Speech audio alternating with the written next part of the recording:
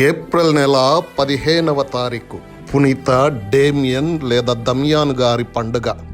Damian లేక దమియాను గారు Belgium దేశంలో మెలిన్స్ మేత్రాసనంలో ద్రాక్ష తోటలకు సుప్రసిద్ధమైన ట్రెమాలు గ్రామంలో క్రీస్తు శకం 1840 జనవరి 3న జన్మించారు.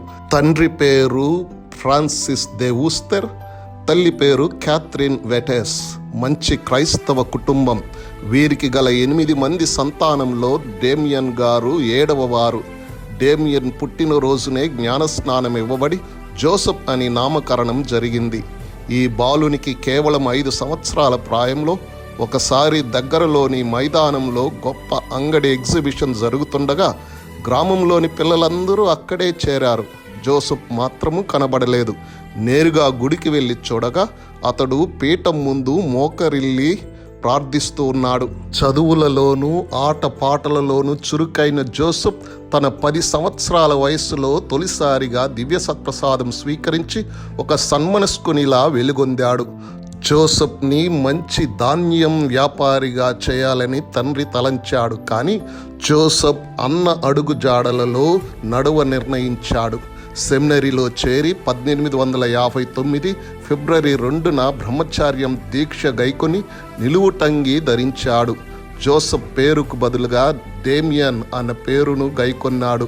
వీరు 1864 మార్చి 19న జోజప్ప గారి పండుగ రోజున బెల్జియంను వీడి హవాయి ద్వీపం వేద ప్రచారం నిమిత్తము పాదం మోపారు. అక్కడే హొనోలులు నగర దేవాలయంలో 1864 మే 21న తన 34వ ఏట పవిత్ర గురుపట్టం పొందారు. పిమ్మట క్రీస్తు శకం 1873లో తన కోరికపై మలకాయ్ పట్టణంలోని కుష్ఠరోగుల కాలనీకి బదిలీ చేయించుకున్నారు. వారిని భయభక్తులతో అదుపులో పెట్టసాగారు. కుష్ఠరోగులకు ఆశ్రమం నిర్మింపజేశారు. తమ గురు నిలయంకు ఆనుకొని అనాథాశ్రమంను కూడా కట్టించి వారొక కుటుంబంగా జీవింపజూచారు. అక్కడ కాలనీలో ఫాదర్ డేమియన్ ఒక ఉచిత రేషన్ షాపును పెట్టి కుష్ఠరోగుల కుటుంబాలని ఆదుకున్నారు. ఫాదర్ డేమియన్ గారు క్రీస్తు శకం 1885లో అందరిలాగనే తనకు విస్తరించిన తీవ్ర కుష్ఠ వ్యాధి పుండ్ల బాధ వల్ల పూజ చేయటం కష్టతరమైంది. తాను మంచి పాప సంకీర్తనము చేయటానికి కూడా తన స్థానంలో మలకాయి దేవాలయమునకు మరొక గురువును పంపమని పెద్దలకు తెలిపి తన వినమ్రతను చాటుకున్నారు.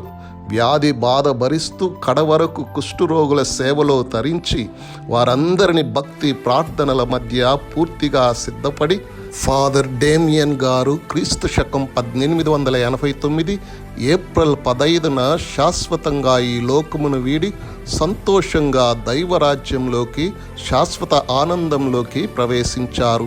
ఆనాటి నుండే కుష్ఠరోగుల అపోస్తులునిగా పవిత్రునిగా నుంచి ప్రజలు స్తోత్రం చేశారు.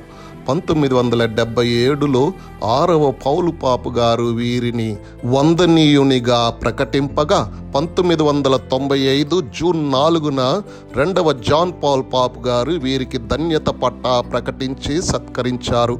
బంగారు మాట: నా కొరకు రేయింబవళ్ళు ప్రార్థించండి, మరవకండి. దేవుని సేవించే వ్యక్తి ఎవరైనా ఎక్కడైనా సంతోషంగా జీవిస్తారు.